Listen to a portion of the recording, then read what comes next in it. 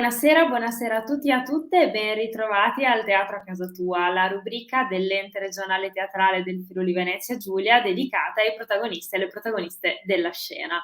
E infatti continuano le nostre interviste che ci permettono di presentarvi e raccontarvi gli spettacoli che continuiamo a vedere all'interno dei teatri del circuito ERT. L'abbiamo intravisto spuntare, diamo subito il benvenuto all'ospite di quest'oggi, grazie a Paolo Endel, benvenuto.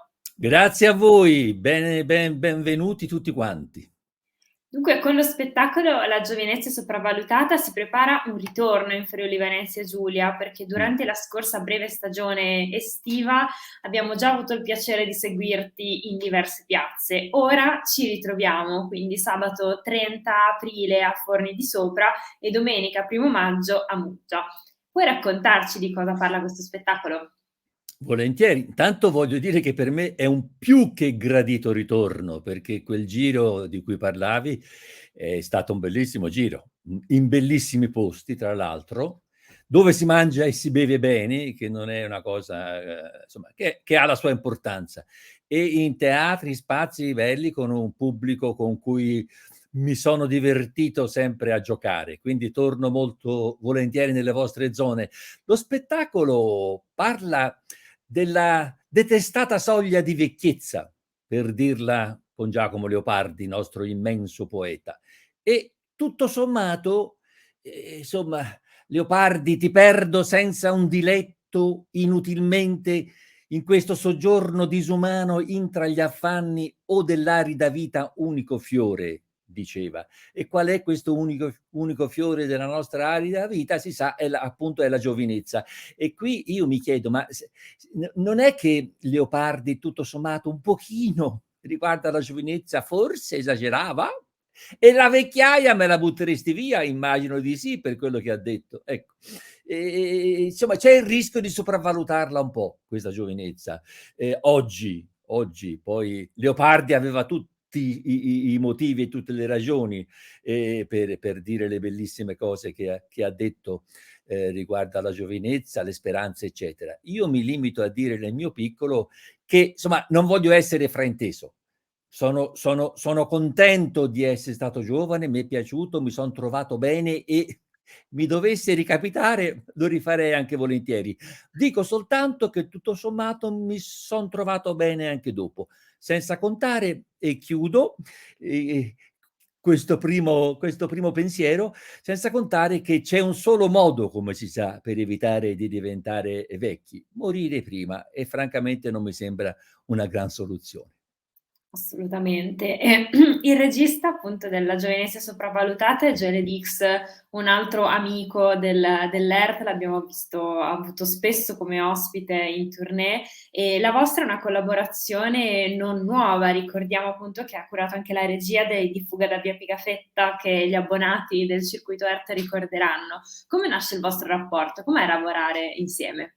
È molto bello e nasce da una necessità per me, e cioè di a un certo punto mi hanno detto, la mia agenzia, Paolo Guerra, che adesso purtroppo non c'è più, e Emanuela Rossi, m'han detto: "Paolino, ma qui te devi costruire uno spettacolo teatrale che abbia la stessa, come dire, lo stessa chiave, lo stesso passo, volendo, dei monologhi che fai sempre e che quindi sia un monologo comico, ma che abbia anche una sua struttura. Ci vuole un regista." Ma voi sapete bene, anche chi ci sta seguendo, che se metti un regista sbagliato insieme a un comico sbagliato, magari anche lui, e ne viene fuori una porcheria, perché ci vuole, almeno per me era importantissimo trovare un regista con il quale ci fosse un meccanismo di grande intesa, di sintonia, e in particolare sulla chiave appunto comica. Chi meglio di Joele Dix, che è un bravissimo attore, bravissimo regista e che è un bravissimo comico, e i suoi monologhi hanno sempre poi un risvolto fortemente ironico, col passo poi giusto per giocare come avrei voluto io. E infatti è stato possibile con lui fin dall'inizio giocare. Poi c'è Marco Vicari, dentro a questa operazione, che è un mio giovane amico, giovane autore di talento, e quindi coautore di tutta questa operazione e coautore con me del libro che ha preceduto questo spettacolo monologo, che è anche il libro che si chiama anche il libro La giovinezza è sopravvalutata, edito Rizzoli. Fine spazio pubblicità. No, è importante raccontare appunto le molte espressività, diciamo i molti canali di espressione di un artista, perché appunto parliamo del teatro, parliamo del libro, ma magari non molti sanno che hai anche una esperienza nel cinema, appunto con i Fratelli Italiani, con Monicelli, poi con Pieraccioni. Queste esperienze, questi incontri, che segno hanno lasciato? Cosa porti a teatro di queste esperienze? Intanto il teatro è il primo passo che ho fatto. Quando ho deciso nella vita di cominciare, chissà come mi è venuta quest'idea, sorprendendo me stesso soprattutto, di salire su un palcoscenico e giocare col pubblico, ridere soprattutto delle cose della vita che vanno male, cioè delle cose che ti fanno paura, che ti fanno incazzare, che non ti piacciono, proprio come un bisogno fisiologico, perché è ogni volta come respirare una boccata d'aria e aprire una finestra e cambiare un po' l'aria dentro casa, appunto. Ecco, quando ho cominciato a far questo, ehm, eh, ho cominciato in teatro con il pubblico davanti, sperimentando su 100 cose che facevo, 99 erano da vergognarsene, e piano piano ho imparato, ma ancora devo molto imparare, a correggere il tiro. Tutto il resto è venuto dopo. La televisione, il cinema e altre belle esperienze che ho fatto via via. E a proposito di televisione, sono in molti che a Paolo Endel associano i tuoi personaggi, tra tutti appunto Carlo Pravettoni. Te li chiedono ancora? A te fa piacere questo È affetto certo del che, pubblico? ma è certo che mi fa piacere. Carlo Pravettoni è nato nella straordinaria Focina, Fucina, Cucina Fucina. di talenti. Sì, chissà perché mi veniva Focina, nella straordinaria Fucina di casi umani, direi anche, perché insomma, quando la Jalapas Band, non è un caso, apro parentesi, che tutti noi comici che siamo finiti nelle mani della Jalapas Band, lì a Mai Dire Gol, abbiamo funzionato e funzionato bene, grazie a loro, appunto. Quando li ho incontrati la prima volta mi hanno detto mettiti una bella parrucca, e questo mi ha subito fatto piacere. E proviamo un personaggio dell'imprenditore cinico e baro. Io ho subito detto guardate ragazzi, non mi riesco con queste cose, non mi riesce fare i personaggi, cambiare, io parlo così, sono sempre io. Però invece la cosa in qualche modo ha funzionato, anche perché Carlo Pravettoni è l'opposto di me, e quindi tutto quello che pensavo l'ho rovesciato nel suo contrario ed è venuto fuori questo gioco. Quindi è un personaggio che insomma ogni tanto apro la gabbia e lo libero volentieri quando ci vuole, quando ci sta bene. E per chi ti conosce appunto dalla televisione, dal cinema, anche per chi ha letto il libro, cosa scoprirà a teatro, appunto, in questo caso a Forni e a Muggia? Sì, dimenticavo di dire che nel libro ci ha aiutato anche la geriatra Maria Chiara Cavallini, quindi una persona seria su 3 ci voleva, anche perché io e Vicari ci divertiamo a scrivere, a pensare e a fare i grulli, e poi lei ci ha richiamati all'ordine su certi argomenti importanti, anche non facili, anche delicati, legati agli anni che passano. Ecco, quindi chi viene a teatro si deve divertire, se no lo autorizzo a chiedere il rimborso del biglietto. L'intenzione è quella di divertirsi insieme, pensando a un argomento spesso anche non facile e non tanto allegro. Gli anni che passano, l'arrivo della terza età, e io credo che in realtà la terza età sia una bellissima stagione.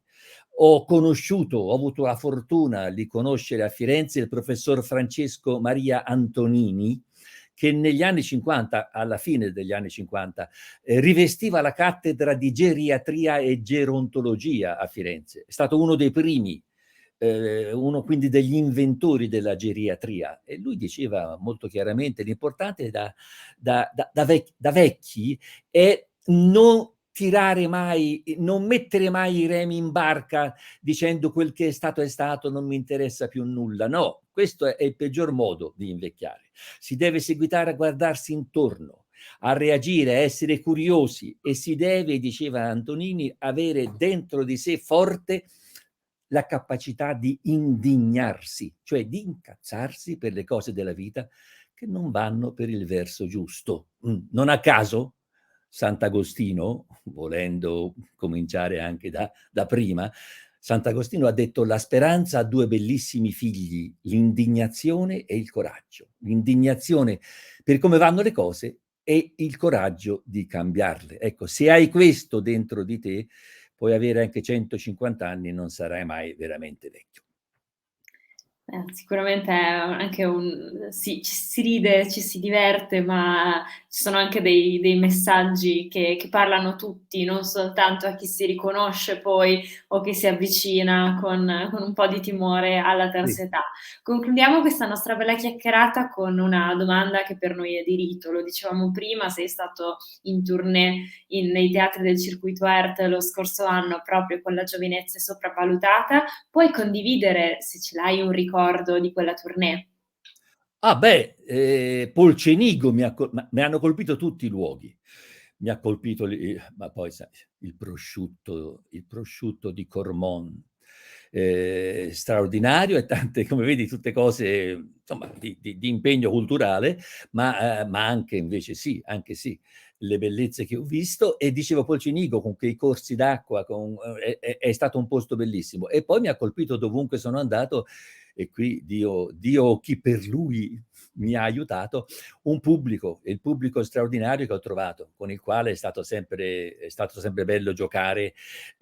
Poi sai, in teatro è difficile vedere persone sotto i 50 anni, e quindi sull'argomento vecchiaia è molto facile trovare punti di contatto e una forte sintonia. Ma anche se venissero giovani di 18, 20 anni o di 7, 8 anni per sbaglio, si parla molto anche della giovinezza, e quindi anche loro si troverebbero, penso, a loro agio. Dunque invitiamo tutti e tutte a teatro nei 2, diciamo 2 teatri molto distanti tra loro, ma che permetteranno a te e anche al pubblico di scoprire altri 2 luoghi stupendi del Friuli Venezia Giulia. Quindi saremo sabato 30 aprile a Forni di Sopra e domenica 1° maggio a Muggia. Ah, E chiedevo a Forni di Sotto, allora sarebbe stato Forni di Sopra e Forni di Sotto, sarebbe stato un breve spazio. Ci esatto, un vengo piccolo molto viaggio. volentieri. Mentre ci saranno un po' più di chilometri, ma questo offrirà sicuramente l'opportunità a ancora più persone di poter venire a teatro a vedere appunto Paolo Handel con La giovinezza sopravvalutata. Noi lo ringraziamo moltissimo per essere stato nostro ospite. Grazie a voi, non vedo l'ora di arrivare dalle vostre parti. Grazie, noi ricordiamo che il Teatro a casa tua torna sempre i giovedì in diretta sulla pagina Facebook e YouTube dell'ERT, e potete recuperare tutte le puntate passate sul nostro sito ertfvg.it. Grazie a tutti e a tutte e buona serata.